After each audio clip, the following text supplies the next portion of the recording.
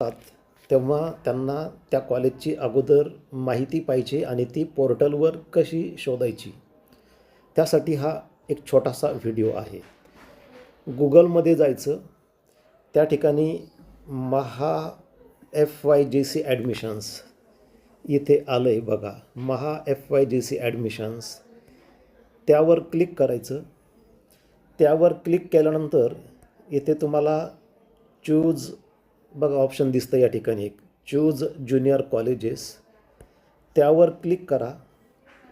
त्यावर क्लिक केल्यानंतर इथे तुम्हाला स्ट्रीम सिलेक्ट करायची आहे. पहिल्यांदा तुम्हाला समजा सायन्सला ॲडमिशन घ्यायचं असेल तर इथे आर्ट्स कॉमर्स सायन्स, तर हे सायन्स जे दिसते ते सिलेक्ट करा.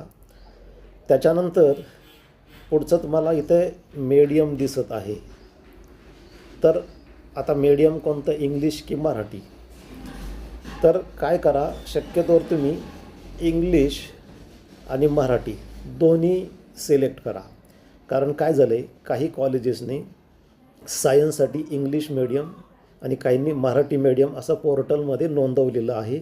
सायन्सचे विषय हे इंग्लिशमधूनच शिकवले जातात, तरीसुद्धा काही ठिकाणी असं झालेलं आहे, मराठीमधून शिकवले जात नाही. त्यामुळे काळजी करू नका. तुम्ही जरी इंग्लिश मीडियमचे विद्यार्थी असाल 10वीपर्यंत तरी हे दोन्ही सिलेक्ट करा. त्याच्यानंतर पुढचं ऑप्शन आहे बघा, या ठिकाणी तुम्हाला दिसतं आहे. हे सिलेक्ट केल्यानंतर पुढचं म्हणजे बघा, या ठिकाणी आपण इंग्लिश मराठी हे दोन्ही सिलेक्ट केलेलं आहे. त्याच्यानंतर स्ट्रीम स्टेटस हे जे दिसतं आहे स्ट्रीम स्टेटस. आता हे स्ट्रीम स्टेटस काय आहे, तर यावर क्लिक केल्यानंतर तुम्हाला दिसतं एडेड पहिलं ऑप्शन. म्हणजे हे जे पहिलं दिसतं आहे तुम्हाला एडेड म्हणजे अनुदानित आहे का. नंतर गव्हर्मेंट आहे, लोकल बॉडी म्हणजे महानगरपालिका, नगरपालिका किंवा झेडपीचं वगैरे आहे का. त्यानंतर पार्शियली एडेड म्हणजे अंशतः अनुदानित आहे का, 20%, 40%, 60%, 80%.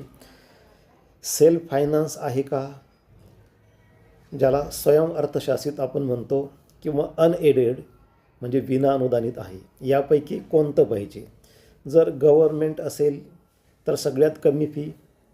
एडेडलासुद्धा शासकीय नियमाप्रमाणे फी असते, कमी फी असते.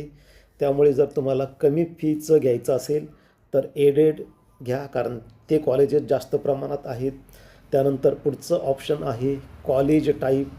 तर कॉलेज टाईपमध्ये काय आहे बघा, 3 ऑप्शन आहेत या ठिकाणी. बॉईज, को एज्युकेशन आणि गर्ल्स. म्हणजे काही ठिकाणी शाळा फक्त मुलींच्या आहेत, काही ठिकाणी फक्त मुलांच्या आहेत आणि काही ठिकाणी को एज्युकेशन म्हणजे मुलं मुली एकत्र शिक्षण आहे. तर आपण शक्यतोवर हे दुसरं को एज्युकेशन हे ऑप्शन घ्यायचं. त्यानंतर आता बायफोकल सब्जेक्ट, जर तुम्हाला समजा इलेक्ट्रॉनिक्स, कॉम्प्युटर सायन्स, ॲग्रिकल्चर हे घ्यायचे असेल तर मग त्यावर क्लिक करा आणि तुम्हाला कोणता सब्जेक्ट पाहिजे त्याप्रमाणे तो ऑप्शन निवडून घ्या, तो सिलेक्ट करा.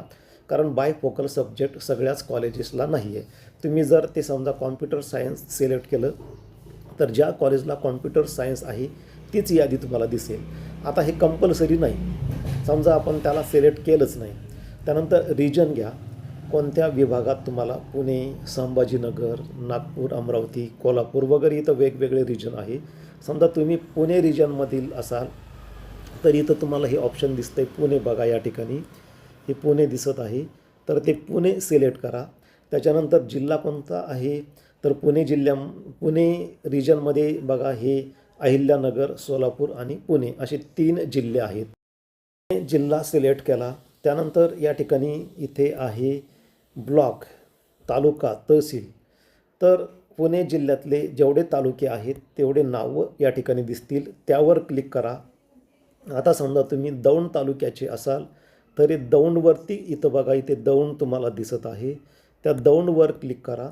दौंडवर क्लिक केल्यानंतर आता तुम्हाला एखाद्या विशिष्ट कॉलेजची माहिती पाहिजे असेल तर त्याचा डायस कोड किंवा कॉलेजचं नाव टाका.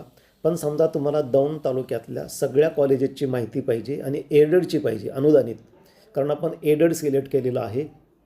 त्यामुळे या ठिकाणी अनएडेड किंवा सेल्फ फायनान्सचे कॉलेज दिसणार नाही.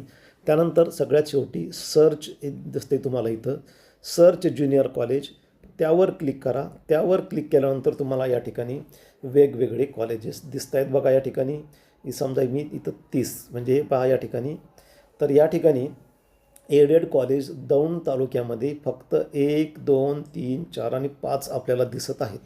तर त्यापैकी कुठलंही एखादं कॉलेज घेऊन तुम्ही त्यावरती क्लिक करून इथं तुम्हाला या ठिकाणी या ठिकाणी इनटेक म्हणजे त्या कॉलेजला किती जागा आहेत, त्यानंतर समजा तुम्ही जर पहिल्या किंवा 0 राऊंडमध्ये काही भरले असतील तर आता शिल्लक किती आहेत ते वॅकन्सी दिसेल आणि डिटेल्स.